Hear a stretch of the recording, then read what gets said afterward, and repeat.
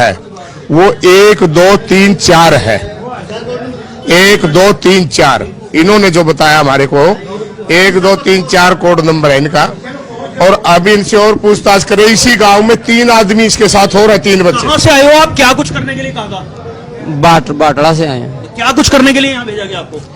हमें तो यही बताया गया था कि ये मशीन है ना जो बोले ये लेके जानी वहाँ पे, बोले वहाँ पे होगा ये जो घर घर पर्ची देते हैं ना, ऐसे ही करना है। बोले वहाँ तो जाना नहीं आपको, बोले स्कूल के अंदर बैठना है आपको। स्कूल के अंदर पर्ची देना अलाउड है? ये मुझे नहीं पता, मैं गाड़ी उतार के गई थी यहाँ। किसने बुलाया था आपको यहाँ पे? ये बुलाया नहीं, लेके आए थे हम। कौन लोग थे जो लेके आए? सुनील गांव से ही थे। कौन सा गांव?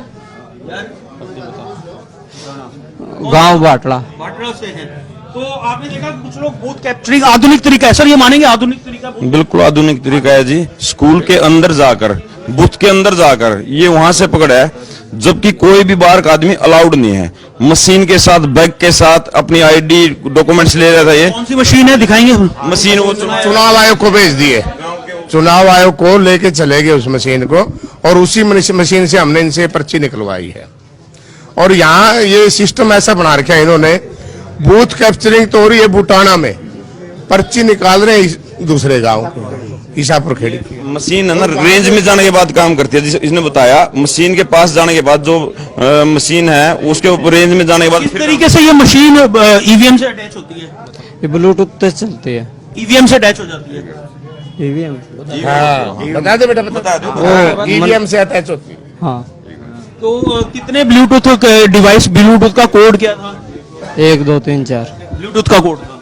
तो आपने देखा कि किस तरीके से ईवीएम मशीन जो है उसको ब्लूटूथ से कनेक्ट किया जाता है, और उसके बाद जो वोट है वो कहीं ना कहीं एक ही पार्टी को जा रही है। इस तरीके का आरोप इन लोगों का है। ऐसे ऐसे युवक अभी हमने आपको दिखाया था धनाना गांव के अंदर, वहां पर था, और अब हम बुटाना गांव में हैं। यहां पर इस तरीके के लोग हैं। आप देखिए लोगों में जगह लगातार रोष है कि किस तरीके से है, इन लोगों में रोष है। भाई कहीं ना कहीं आपको लगता है बूथ कैप्चरिंग जो है इसको लेकर चुनाव रद्द कर देना चाहिए? चुनाव रद्द कर देना चाहिए, लेकिन यहाँ कांग्रेस पार्टी बड़े बहुमत से जीत रही है। हम नहीं चाहते कि चुनाव रद्द हो, लेकिन हम ये चाहते हैं कि बीजेपी जो घिनौना जो कार्य बीजेपी वाले कर रहे हैं, प्रजातंत्र में ऐसा कार्य नहीं होना चाहिए।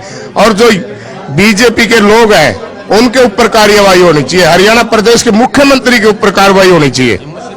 कितनी वोट्स का आपने कितनी पर्चियां जो हैं वो सुबह से ईवीएम से कितनी जो लोग हैं उनको अटैच किया था? एक तो यही है, और एक अंकल की और थी, बस ये 2 ही थी।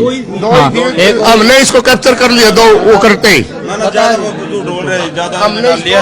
ये कम से कम आधे घंटे से वहाँ था, सक्के गिरे में वर्करों ने बताया भी ऐसे ऐसे है। पुलिस वाले बैठे थे मेरे सामने, मैं ये झूठ नहीं बोलता। मैंने मेरी आईडी सारा प्रूफ बता दिया अंकल जी, ये मैं झूठ क्यों बोलूंगा? मैंने कोड बता दिया, ये भी गलत नहीं बोलूंगा अंकल मैं। जी लोकतंत्र की कैसे हत्या की जा रही है, कैसे इन बच्चों का भविष्य खराब किया जा रहा है। ये छोटे छोटे बच्चे, इनको पैसे का लालच देकर इनसे क्रिमिनल गतिविधि सरकार करवा रही है। सरकार कहती है कि हम ईमानदार सरकार हैं, अब देखो वोट के मामले में ईमानदार नहीं है। वो कैसी ईमानदार सरकार है? इसका बच्चा है 10वीं क्लास का।